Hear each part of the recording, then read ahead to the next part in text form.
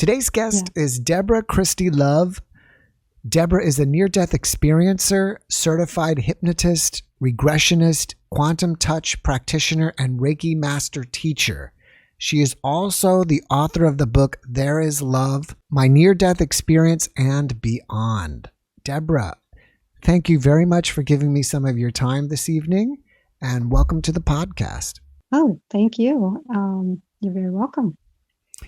All right, Debora, my audience loves near-death experience stories. So can we please start on the day of your near-death experience? Sure. Yeah. I was very young. It was coming up around my birthday, I believe, and I was just about 4 years old. And I went to get my tonsils out at the hospital. And, this is back in the day when they used ether. I'm dating myself here. Yeah. Wow. And or chloroform or whatever they put on a cloth and held it over my face. So, I didn't know what was going on. I didn't know what to expect. But I remember physically getting handed over from my father's arms to the doctor who took me into the OR. And there were other people waiting for me. And he said to me, he was very nice at first. And then he said to me, well, looks like your nose is a bit runny. I'm going to get a handkerchief for you. And then he held me in one arm and he's putting this stuff on the cloth. And then next thing I know, he's suffocating me. He's holding it over my face. I couldn't breathe and he's pushing harder and harder. And I started kicking and yelling, trying to get away. And of course, that just made it worse. So next thing I know, he put me on the table, pushing me down harder, and I couldn't breathe. And I thought he was killing me because I didn't know any better. Yeah. I thought, he's just killing me. I can't breathe. And I was thinking all kinds of things like, why did my parents bring me here for? So next thing I know, I started seeing colors. They almost look like fireworks. Where I was seeing like bursts of like green and red and yellow. And I remember that kind of stopped me kicking, and then I looked at that, and then of course I was unconscious. And after that, the next thing I know, I'm in this huge white tunnel, and the light was intense. But the most amazing thing was that I wanted to go there to the end of this light, into this light, more than anything I could ever imagine. And I realized that the more I felt I wanted to get there, the faster it seemed like I was going towards it. So, that went on for what seemed like a minute or two. And, then I kind of landed there in this brilliant light. And the most amazing feeling was this just total love. There was total love, total acceptance. And the love was amazing that, I remember thinking that it didn't matter what you've done or who you were or what anything you could imagine had happened beforehand. It didn't matter because you would be loved all the same. There was just this unconditional love, and it was a feeling of home. I did not want to leave that, and I knew this is where I belonged. Who wants to get out of that energy? And the next thing I know, there was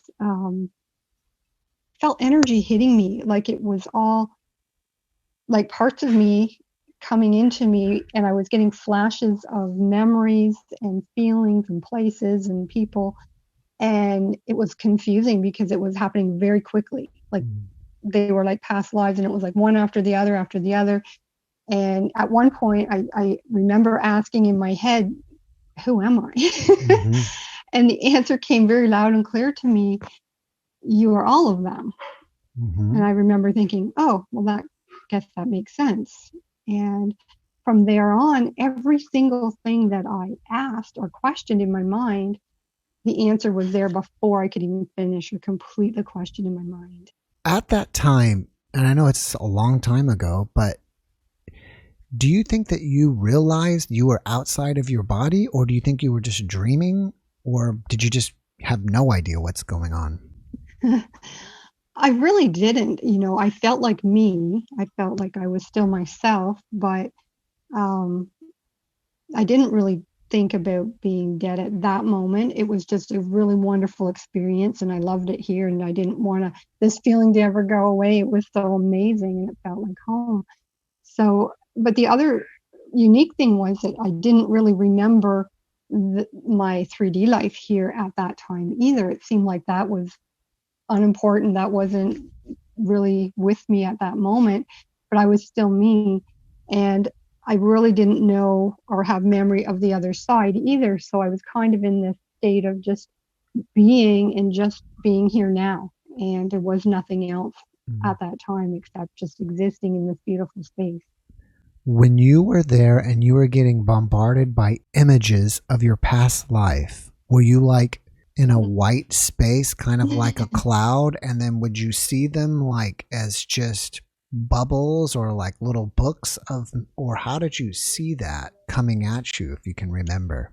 Yeah, I was in a space that just felt like I was in a big room of white light. Okay. And the flashes were almost like they were, I don't know if they were really in front of me or they were just memory, but they were like, I could see them and feel them, like kind of like I was there in those lives. But they were quick flashes, and then it would be one after the other.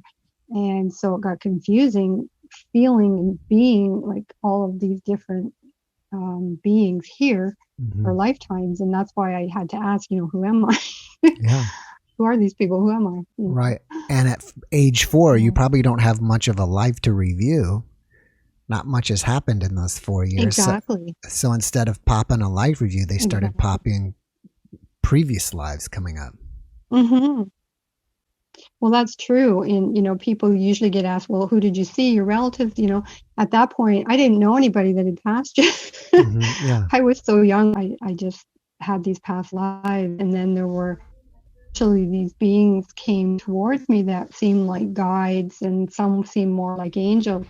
And they stayed with me the whole round of time that I was there. Yeah, I was just about to ask that, if you saw angels or you saw entities or beings, or some people see Jesus or God.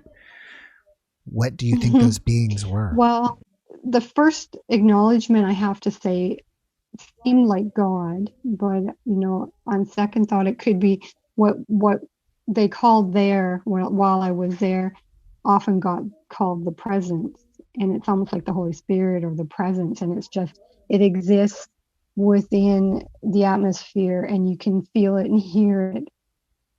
There's no body, there's no form. It's just the presence that is there of the all God that is. And so that was what I kind of landed into. And then the guides showed up, and the angels, which seemed even just like light beings. They weren't really formed completely. But yet you communicated with them telepathy in your mind. There was no actual speaking. And they kind of weren't sure what to do with me. That was an odd experience too. They kind of said, well, what should we do? And they said, well, we'll go find out. And they went to somebody that was supposed to know. And the answer, they came back and said, well, just give her a tour for now. So I get the feeling that I really kind of wasn't scheduled to show up there. I just kind of showed up there. Right. And so they said, well, look, give her the tour for now and we'll let you know later. And I was kind of oblivious to it all. I was like, okay, whatever. I'm just liking it here. So I did see, they took me to a really quiet place at first, and we talked a little bit. And this is where I kind of got to the questioning, I could feel the difference in the energy there. And I said, there isn't anything bad here, is there? And they said, at first they weren't sure what I meant. And then they said, oh, negativity. There's nothing. No, there's none of that here. And I remember thinking, oh, that's, the huge difference, right? There's no negativity there. And then I did question them at one point. It came to me to ask them, am I dead? Because this place was so wonderful. I thought, am I dead? Is this heaven? And of course, their response is, well, what do you think? And I remember thinking, in my limited experience, I didn't know much of religion or God or anything. But I remember being dragged to church and did not like that much, to a Catholic church. And, what 4-year-old likes that? And I remember thinking, well, she said, well, what did you think it'd be like? Because in my mind, I'm thinking, but I didn't think heaven would be this good, Wow. And she said, well, what did you think it'd be like? I remember thinking in my head, well, church, maybe I thought it'd be like church. And then because we can read each other's thoughts, she was like, well, that wouldn't be heaven then, would it? She could read my feelings around church. And so she said, well, that wouldn't be heaven, would it? And I said, no, because at that point, the whole concept of what heaven meant came to me, was given to me. So I said, no, I guess not, because church definitely didn't seem like heaven. Yeah. Yeah, I get that. So when they give you the tour, did you go places? Like, did you go out in the cosmos? Did you tour like a garden, or what did they show you? I did see a garden. It was one of the first places I went. It was beautiful. I saw at first this giant sunflower that was taller than I was, and literally spoke to me. It's like it had a face and spoke to me.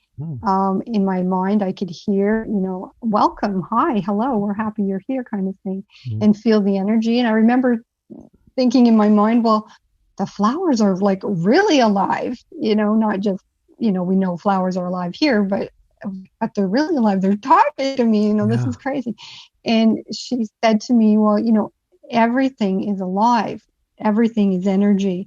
And that's one thing she said you'll want to remember, is that everything is energy. Oh, wow, that's interesting. That was interesting. All of the plants were like that. It was like everything had consciousness that you could to. All right. Well, then you were there. Do you recall seeing anything else? I saw a beautiful waterfall. And when this water was falling down, I saw this one droplet of water kind of jumped out from the waterfall. And I could hear the voice of the water droplet saying, hello. And it was like giggly, like a child's voice almost. And then the water drop fell into the pond. And I remember thinking, oh, but now you're gone. I felt like I lost this friend I just said hello to. And I heard the voice come out from the water, from the pond, and said, but I'm not really gone. I'm just in with the rest. And that vision, that lesson has come back to me many times over my life. And every time it gave me a deeper meaning of unity, that, people fear that they're going to lose their consciousness if we are really all part of God. They're afraid, well, then where do I go if we're in with everyone else? And the last time that I got reminded of that, I was told that everything is added, but nothing is lost. So the all is added to you. You're not like stirred in with the rest and lost, but the all is added to you. So that made perfect sense. And that image depicts it really perfectly for me. Oh, wow. That's interesting. At that point, when you're in that dimension or heaven or however you want to call it, do you feel like you're really, or were not really, the mind of a 4-year-old girl at that time? You were, your mind had dropped that, and you were the mind of a spiritual being that's, been around for how many lives? Do you feel like your thinking changed? Yeah, I didn't. I seem to be more knowledgeable, obviously, than 4 at that time. And I think that's where all those lifetime energies came into me. And the essence of those lifetimes, or the energy of those lifetimes, kind of stuck with me, even though, I wasn't remembering all the details of the stories that connected to it, but that energy became part of me. And so within that, all that knowledge came with it, I believe. All right. So you had your tour. What did you do next? There was a lot of different things to see. I did see a place that was like a campus, almost like where people were doing activities, creating things. There was places you could go to learn, like schools. So it almost seemed like a college campus of some kind. There were beautiful buildings, coliseums that had like wonderful pillars and amazing type architecture. It almost looked like Rome or something. And so I did at one point see someone came to me actually and said, there's somebody that wants to see you. but it'll seem like a few minutes actually, because they have to lower their energy or something like that. And so it did seem to take a few minutes. And as she walked away, I could hear her saying, "Oh, you're so lucky." And I remember thinking, why? Like, had no idea what this all meant. And so eventually, I saw this beautiful, huge ball of golden light. And this ball started out fairly small and then got quite big. It started out about 2 feet and got to be about 6 or 8 feet wide. And then it came near me and landed, and there was an ascended master there who I now know is Sanat Kumara. Who is that? I did not know Sanat Kumara. Sanat He's Kumara. An ascended master. Okay. He is known as Master Venus, so kind of a ruler of Venus. And Sanat Kumara, I did not know who he was. I did not know the name. And of course, being English and a 4-year-old, I kind of thought in my head, "Who are you?" And he was beautiful. He was huge and beautiful. He had really, really whitish blonde hair and a tanned complexion, almost like a Malibu Barbie type stature. And he was gorgeous. And he sat down on this bench. And as you would see, like as in pictures of Jesus, maybe with children coming to him, he kind of picked me up and sat me on his knee.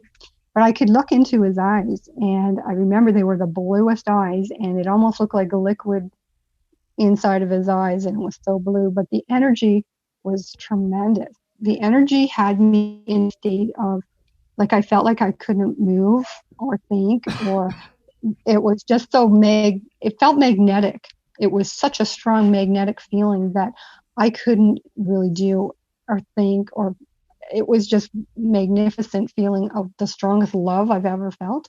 And I remember at that point thinking to myself in my head that if I could just stay here and feel this for eternity, that would be enough for me. And then he started to talk to me in my mind. And I remember thinking, I don't know if I can listen and feel this much love at the same time. I don't know if I can comprehend and feel this at the same time. It was so overwhelming. And, he gave me a short message, really. He kind of said that your mission will be successful. It won't always be easy, but you'll be helped along the way. And at that point, I kind of think I remembered something about, because I said to him, "Who are you?" And when he said his name, he said Sanat Kumara. Of course, that meant nothing, didn't make sense to me. I've never heard that name. And so I'm kind of, pardon, and he said it. And when he said his name, "I am Sanat Kumara," it reverberated throughout the whole dimension. Like it shook almost like an earthquake when he said his name. And he said it 3 times. And then he said, since I didn't really quite grasp even then what that name meant, he said, "I'm your father, your heavenly father." And at that point, I remember thinking, but don't they have some other father somewhere? It was kind of vaguely creeping in. And he said, "Well, for now, I'm your father here," he said to me. And it was just a beautiful experience. It didn't last that long, but he was dressed almost like a king. I remember he had like robes on and just beautiful, long flowing robes. And he definitely looked like a king. And I remember thinking he was the most beautiful being that I had ever seen before. And as he got up to leave me, he kind of said to me, he looked at me and he said, "Well, you might not remember all of this." He goes, "You will need a trigger." And of course, I have no idea what he's talking about at this point. And he said, "Your children will always be looked after." And as he walked away, and I'm thinking, children? Well, I guess I'm having children someday, because, here I'm 4. That means nothing to me. And so then he said, "Wow, I can't believe she has total amnesia." And I remember thinking, amnesia? What's that? And then he was gone. So that was my experience with him. And that was kind of near the end of my experience there, one of the latter things that happened. And also was the thing that was wiped from my memory the strongest. I remembered that at the very last thing I remembered about this experience as I was older. What was that? Well, the memory was of meeting him. I remembered everything else up until that point. Mm-hmm. And I didn't remember that. But see, when I came back to my body as a child, I remember starting to tell, I was in this other place and started to talk about it. And my mom was kind of freaking out. Well, what are you talking about? You've been here. And, she didn't understand. My grandmother was interested, but she didn't really get too far with me. And it seemed like the more I tried to tell her, the more I couldn't remember it. And it just seemed to go away. And then when I was much older, getting closer to 40, I started remembering all of these things. And but the very last thing I remembered was the meeting with Sanat. And that was kind of the final touch when I did remember it. So I didn't want to come back from this place. And the thing I realized was it had to be my decision. We got to this other beautiful place where I actually saw a road that was made of golden bricks. They were literally gold bricks. And I remember reaching down and touching one. And she said, "Go ahead, touch it. It's real. It's all the gold." And I thought, this is amazing. It was beautiful. And then I looked up, and in the far distance, I saw the most beautiful castle. And this castle, to me, the only thing I could compare to was the Disney castle that you used to see at the beginning of the Disney movies. And it had a lot of pointy turrets and things on it. And it looked like it was made out of gold as well. And I remember thinking, I want to go there. I want to see what this is like. And just as after I had that thought, they said to me, "Oh, but that's only for people that are going to stay here." And at that point, I remember thinking, "What do you mean?" She says, "Well, it's almost time to go back." And I remember just getting this dread going through me thinking, back? Like, no, I don't want to go back. And at that point, I could hear them talking among themselves. They're thinking among themselves, saying that, well, it has to be her choice. But what they did at that point was they showed me almost like a bubble appeared. And they showed me this TV type bubble. And I looked in there and I could see my mother crying over my hospital bed. And I'm like, but what is she crying for? I'm right here. I'm fine. And then they gave me her feelings. I could feel this horrible grief. And they said, but if you stay here, you will be gone from her life for the rest of her life. She'll have to live the rest of her life without you. And when I felt her grief, it was like, oh, I can't do that. I have to go back. I can't do that to her. Yeah. So, here I am years later thinking, damn, they tricked me into coming back. When I remembered it all, it was like, I didn't want to come back. They tricked me. They kind of, made me choose to come back, so to speak. So while you were there, back on Earth in your mortal body, did you die or something, or just a regular routine surgery? And it makes me assume that you had something happen because your mother was grieving. Well, they said that I hemorrhaged. I had a lot of bleeding and they couldn't stop this bleeding. And when I actually woke up from the surgery, my mom was crying over my hospital bed exactly like I saw her. And my first thought was kind of in my head, but I came back. Why are you crying? And she said, "Oh, it's okay. You're going to be okay." The weirdest thing was that I knew, of course I'm going to be okay. I chose to come back. There's no question I'm going to be okay. And here she was all worried and then, telling me, "Oh, it's okay." But then I started feeling the bleeding again in my throat, and I started choking and I couldn't breathe. And that the medical team came in and they took my bed that had wheels and they actually ran down the hall with my bed and brought me back to the OR. And of course put me back to sleep again to put packing in or something. And so, but the last thing I remember is when they started rolling me away, thinking, she's like, "Don't be scared. It's okay." I remember thinking, "It's scared of what? Like, there's this place and the other place, and the other place was way better. Mm-hmm. So I didn't understand what she was afraid of. Mm. So after this experience happened to you, it sounded like it faded away and you didn't remember it until you were around 40. But between that time and 40, That's true. were any other paranormal or spiritual things happening to you? Oh, definitely. Definitely. You know, when I came back, my guide started talking to me soon after. Hmm. And, you know, he showed up, started talking, and I'm hearing him in my head, and he's telling me things. And, you know, I did question him at first when he first showed up, because I was thinking, you know, is everything you say going the truth? Is everything you say going to happen?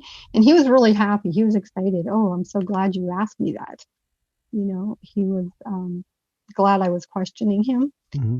So this went on and for a while, and he would tell me things that were going to happen, and I'd relay it sometimes to my mom or somebody, and they didn't usually like it. They didn't understand, thought I was a little crazy. And the one time, I just didn't realize that this wasn't something everybody did or everybody heard, or, you know, I didn't know any better. And it took quite a while to realize that, oh, this is different. Maybe this isn't good. Maybe, Mm-hmm. you know, I told my mom something once and she got quite upset with me. She didn't like what I was telling her. And then I kind of, well, let me check. And I'm into my guide. He's saying, you know, no, it's not going to happen. And I'm telling her, and she's kind of freaking out at me, like, you know, who are you talking to? She got really scared and upset with me. And so I just started to cry because I didn't understand. I thought, to me, it felt like the most amazing, beautiful thing in the world to be able to tell her these things. But she did not react in a way that promoted it for me. She reacted like I must be crazy, or, you know, I'm not doing something good. So it kind of shut me down for quite a while. Even though he never went away, he was always around me. And I would get stuff over the years, but I do remember thinking, well, maybe this isn't good. I just started questioning it. But I had so many things through my childhood that I stopped talking about it mostly. Yeah. Was this guy the same guy that was with you when you were there? And two, when he did come to you, would he come to you in dreams, or would he come to you while you're consciously awake and you would just see like a being of light near you, or how did that happen? I didn't actually see him. I felt his energy. I felt him near me. I could tell you where he was located in the room. Mm-hmm. Where I was getting the energy from. Mm-hmm. But I think he knew that to see him would scare me. Mm. And so he didn't really show himself, but I heard him clearly. Mm. And he would come and tell me certain things to help me, or information sometimes. I don't know if it was all him or if some of it was just me, because it seemed like I could remember, pick up things from places, or know things that I don't know how I knew. And so, yeah, it just happened all the time. And so I didn't know what it was, or, you know, I was playing outside once, playing with some weeds, and I'm hearing clearly in my mind, healing, this is medicine. And I'm like, medicine? And I kept saying, really? This is medicine. Okay, this is medicine. I just got it so many times, and then finally, like, okay, whatever, this is medicine. Mm-hmm. But I had no idea why I knew this or where it was coming from, really. Mm-hmm. And yeah, so I'm sure my mom thought I was quite odd, because she looked out and said, you know, why are you playing with all these weeds? And I looked up at her and said, it's medicine, Mom. Mm-hmm. I'm sure she thought, oh my God, you're crazy. Mm-hmm. So what prompted you at age 40 to start having all these memories come back? Did you get hypnotized, or some regression, or were you in another accident or something? No, but what happened was, I think I was at that point in my life where, you know, my children had gotten older and grown up, and remembering all of the amazing things that did happen in my life. as I grew up and thought, I had this amazing connection. I want that back. That's who I am. I need to do this. I need to regain what I had. And it was not as easy as it was when I was, 5 years old to talk to my guide. But he did come. He did help me meditate. He did show me some past lives. And I started really connecting and remembering all of the near-death experience that I had up until the meeting with Sanat Kumara. And the amazing thing was that I started going to a lady that was teaching psychic development class, and I joined her group. And then one day I decided to just pay her a reading, and she knew I'd had this experience. And halfway through the reading, she said to me, "I'm not sure why I'm supposed to say this, but I'm supposed to tell you your children will always be looked after." And oh my God, I felt like this bolt of lightning hit me. And it was like, oh my God, and I remember clearly. And she said, "Who did you meet when you had your experience?" And I said, "I don't know his name." She said, "Was it Jesus?" I'm like, "No, it was not. But it was somebody powerful, huge and powerful." And so I started doing some research, looking up some ascended man. Of course, the pictures are unmistakably, this was Sanat Kumara. And he is connected with Jesus. I mean, Jesus is the name of an incarnation, a lifetime of Sananda Kumara. So Kumaras are one of the niche masters. And Jesus is one of the Kumaras, and Sananda was Jesus and had a few other lifetimes here. But Sananda and Sanat are like family on Venus on the other side, and they're both ascended masters. And I believe there's several more of them as well. Yeah, I've never heard of those names before, and when I first hear him, I could be totally way off base, but when I hear him name Sanat Kumara, I feel like it's like a Hindu name. But I don't think you described him as being Hindu, because I thought he had blonde hair, but he did have tan skin. Yeah, he had blonde hair. He had tan skin and very light blonde hair. Now, Sananda, in spirit, the Sananda, and I've thought about this over there. There's always this, this picture Jesus, is this picture Jesus? And there's discrepancies. There's ones with lighter hair and bluer eyes, and then there's with the darker hair and darker eyes.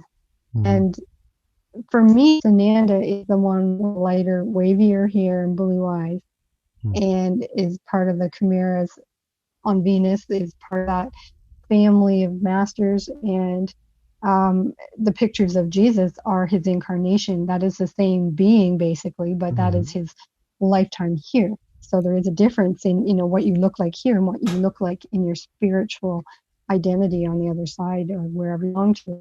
Right. Makes sense. So are you saying, and I'm trying to just clear this up, Sanandra was Sanat's brother?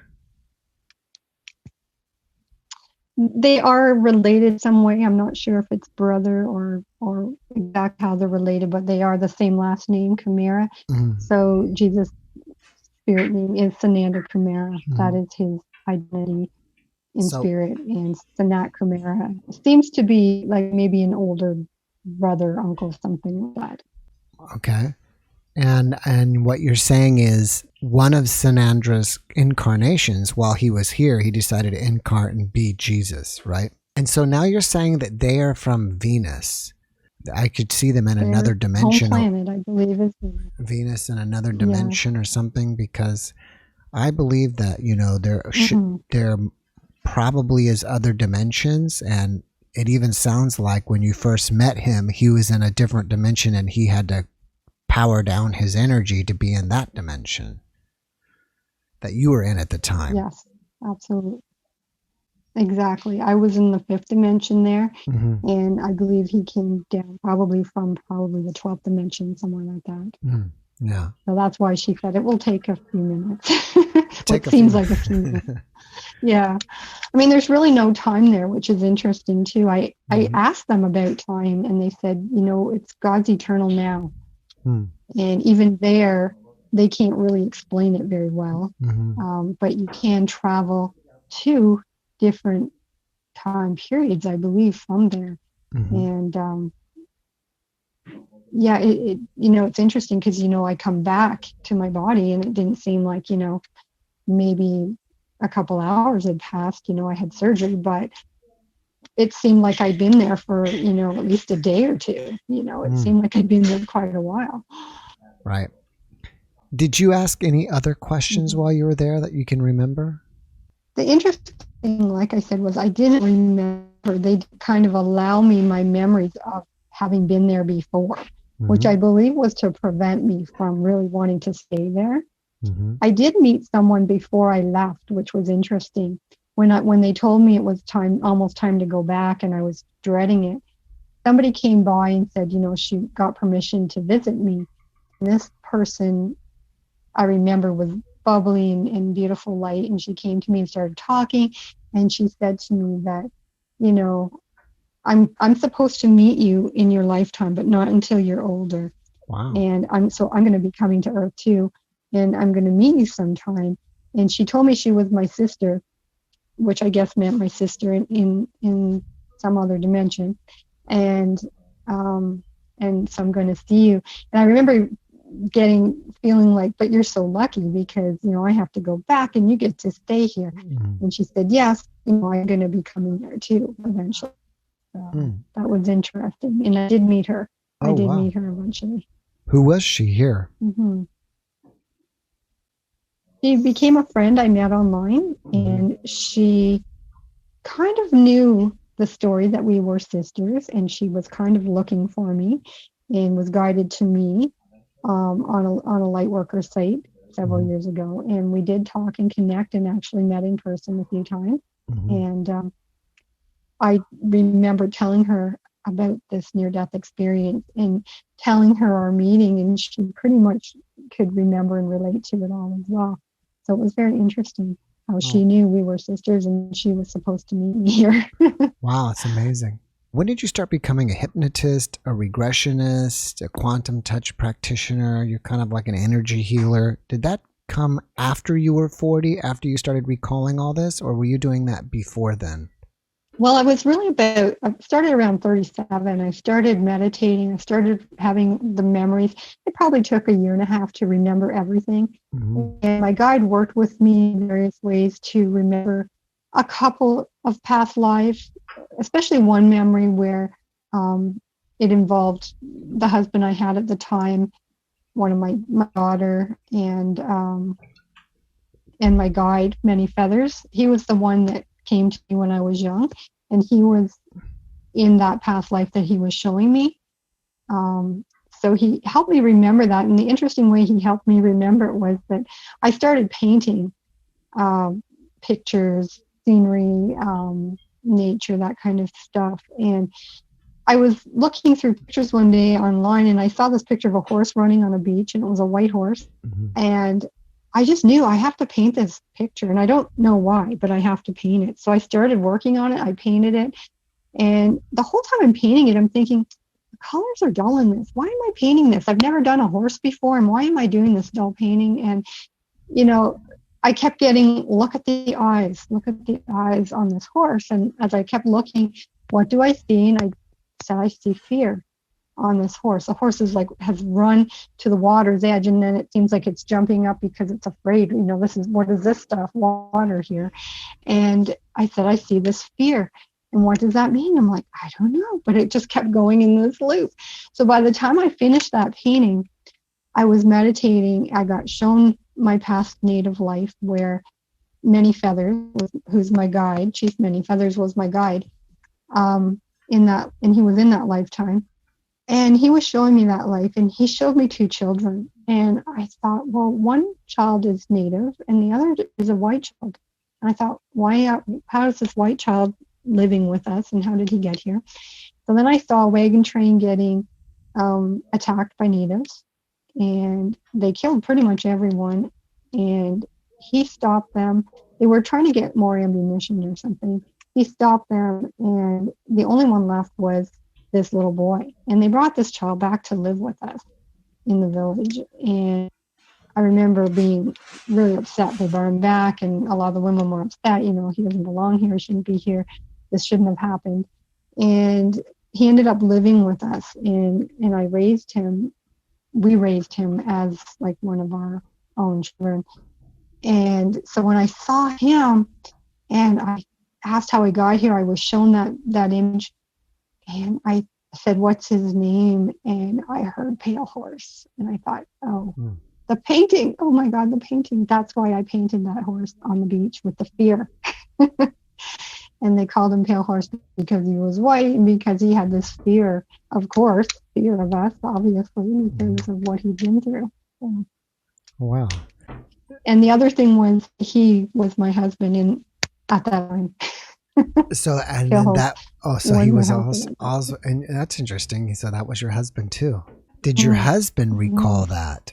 No. No, he didn't. I told him about it, but he didn't recall. No. Sounded like that you had some regressions later in life of past life. Did you ever see any of the lives that flashed before you when you were a child? Did you ever get those again later and said, oh yeah, I remember seeing that when I was 4? You know, I don't know for sure. I mean, there were hundreds of them, and I don't know. The ones I've seen in this lifetime were really to help me work something out in this lifetime.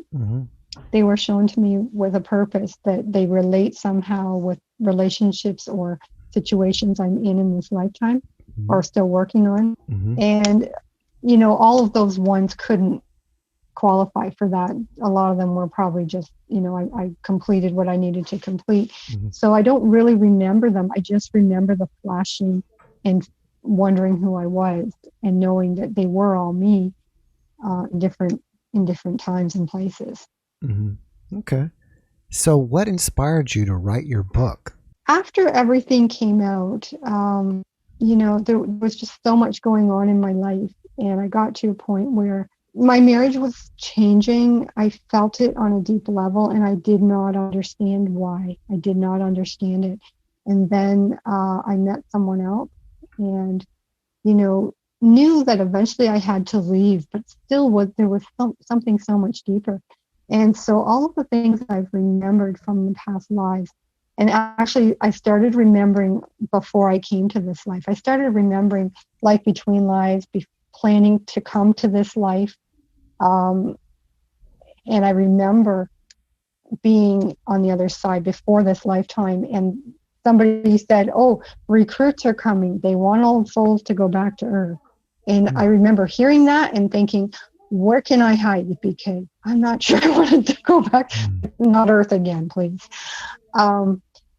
So I have that memory, and I have memories of planning this lifetime. I was in a viewing room being shown a lot of things that were going to happen in this lifetime. I was with my first husband in that room.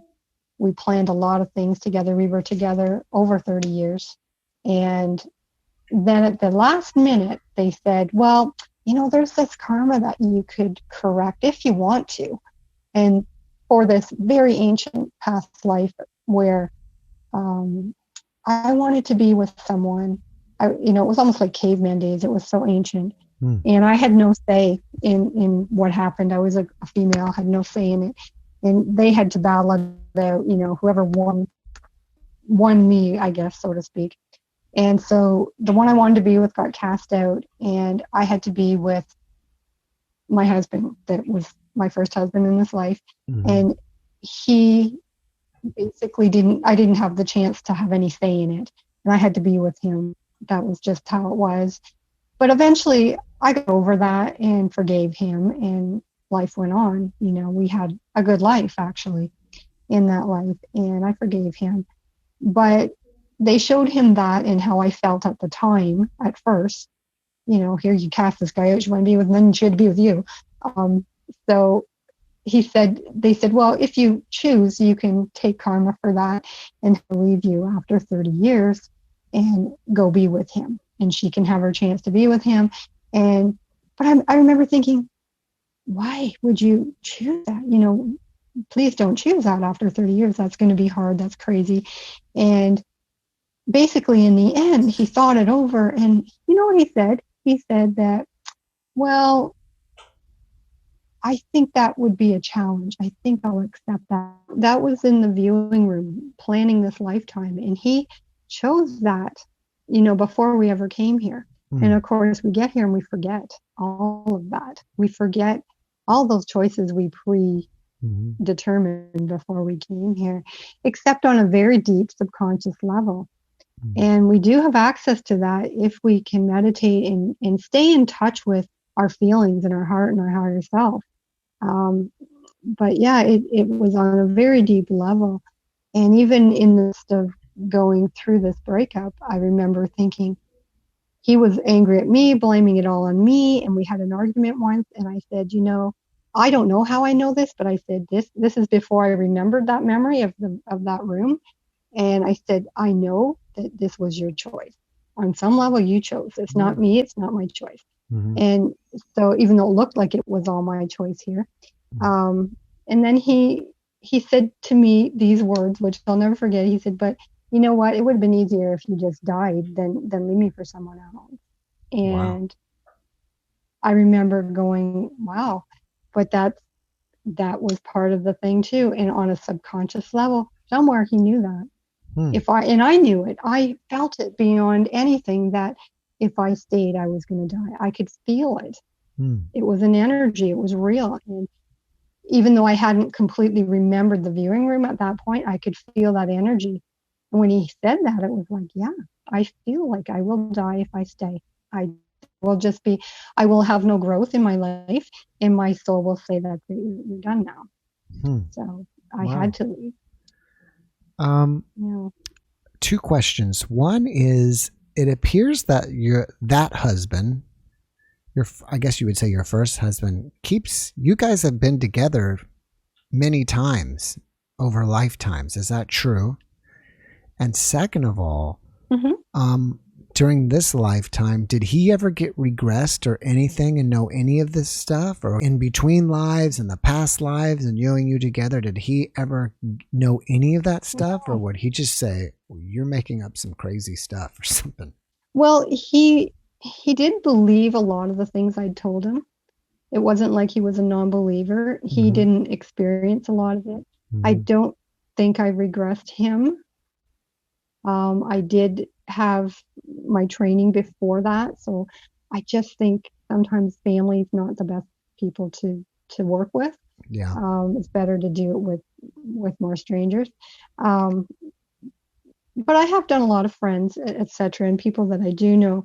I just don't think he was ready for it. So I don't know if he has ever since that. But, everything just fell into place for me, knowing about these past lives and why my life was going the way it was going. Made it make sense for me. When did you publish your book? It came out about 2 years ago, the end of November. Okay, great. And do you connect with the public? Like, do you have a Facebook page or a website where if people wanted to talk to you about your book, is that available? Or are you more of a private person? Yeah. No, we have a Facebook page called Mystic Muse, and that's actually a store that we have here. And you can contact me through there. Our website is mysticmuseonline.com. That's Mystic Muse? And, there's links. Yes, mysticmuseonline.com. And all of the links for the books. And I have a blog. I think the link for my blog is there as well. All right. Do you have any other projects that you're working on right now that you want people to know about? Like, are you working on a second book, or are you teaching, or anything else? Well, I'd like to start doing more things. Right now I'm working with immigration, so I'm literally not working here. So I have been doing projects. We've been doing a live hour show every Friday from Mystic Muse. We just go live from our shop there, and we talk about metaphysical things. People can ask questions and tune in and see what. It's all off the cuff. We don't plan any of it, so it's kind of fun. That's on your Facebook page or on your website? That's on Mystic Muse Facebook page. Oh, okay, great. Yeah, so you can live stream there once a week. What time do you do that? Yeah. Friday at 1 o'clock Mountain Time. Fridays, Mountain Time, 1 o'clock, right? Right. I'm kind of being repetitive. Right. I'm being repetitive because the internet's still having trouble, and you're kind of popping in and out. So I'm just kind of repeating it so that all the listeners will be able to find you as well. Yeah. All right. So I'm sorry. Go ahead.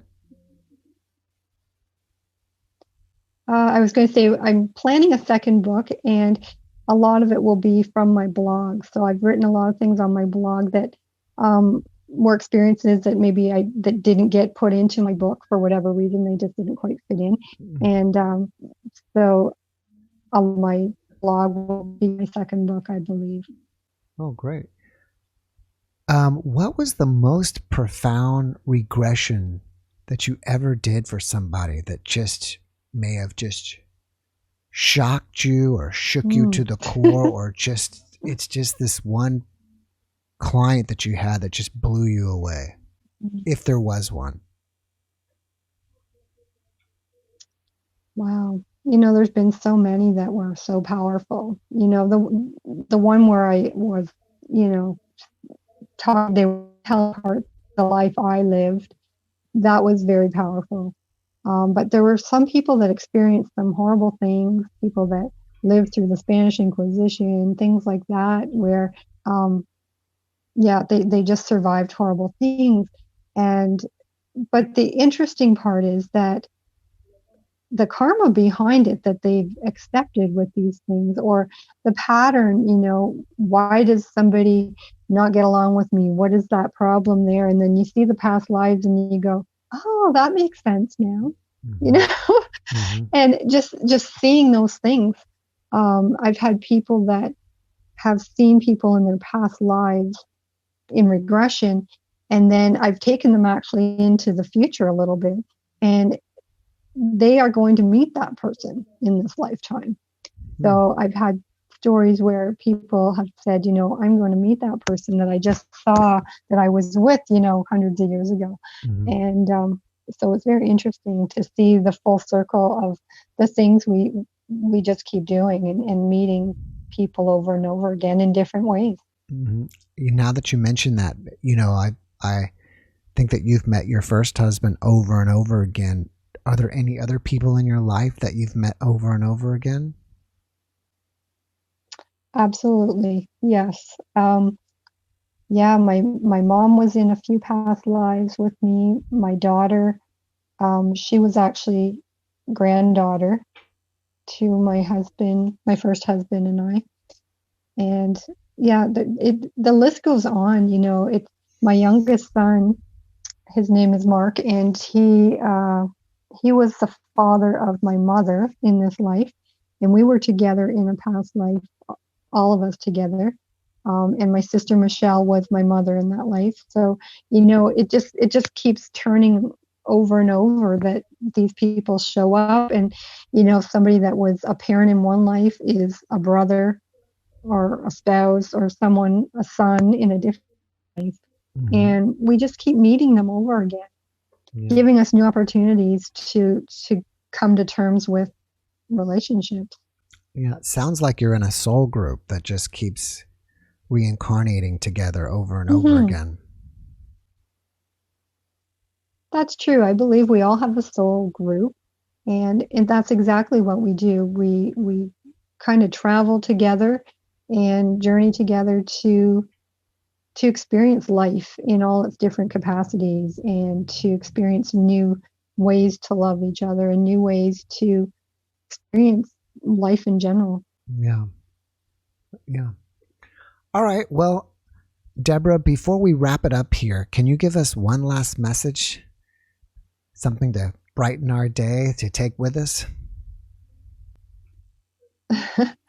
I think that we have to realize that we all are connected, and that life never ends. Have no fear of death. Enjoy your life. Live it to the fullest. Do the things that you want to do, that you're pushed somewhere within to do, whether it's art or music, be creative, and just enjoy your life, and don't be afraid. Don't give in to fear, because there is no death. There's no such thing as death. There's no such thing as judgment, except we judge ourselves. And just enjoy it, because really that's what we're here for. We're here to remember who we really are and to find our way back home. Yeah, I think that's a great message. Debora, thank you so much. I appreciate you giving me a little bit of your time today. I wish you massive success with your book, with your next book, and anything else that you get involved with. And even I hope this Friday you're going to have lots of people there at your live webcast.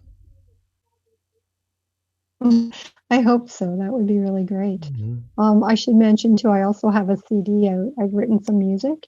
Oh, okay. It's called, I can actually show you. Sure. Yeah. Tell me about it. This is my CD. Love Will Find a Way. Okay. And I have 8 songs that I've pretty much channeled, these 8 songs from Spirit, and the music kind of came with them. So I had a friend that was in a production, had his own little company, and he worked with me, and I play the guitar a little. And so we sang these songs, mostly me, but I think he chimed in on a couple of them. And he did a lot of background things for it as well. Oh, cool. His name is Josh Derrickson. Is it like on iTunes if we want to go listen to some of the songs? I think it's on iTunes. It is on YouTube, and it is on Bandcamp. Okay. Do you have a YouTube channel? I do. There's a Debora Christy Love channel.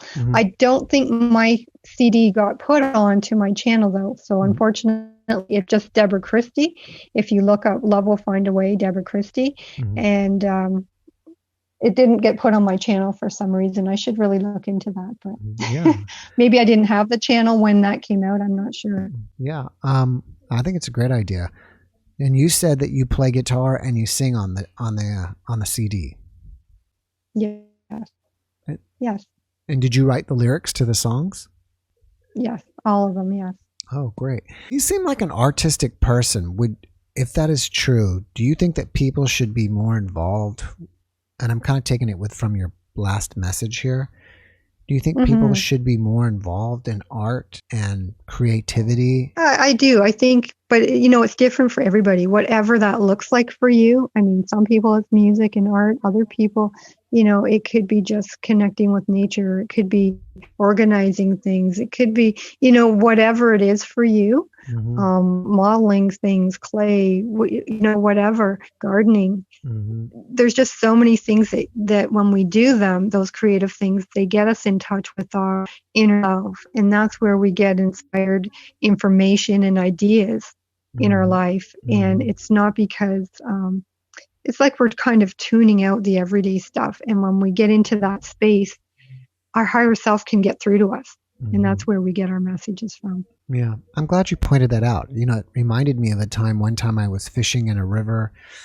I was alone. It was a river. I was walking up river, and just in a beautiful river, standing there in the river, you can hear the bubbling by, and it was just almost a spiritual experience. Oh, for sure. Nature is so healing for us.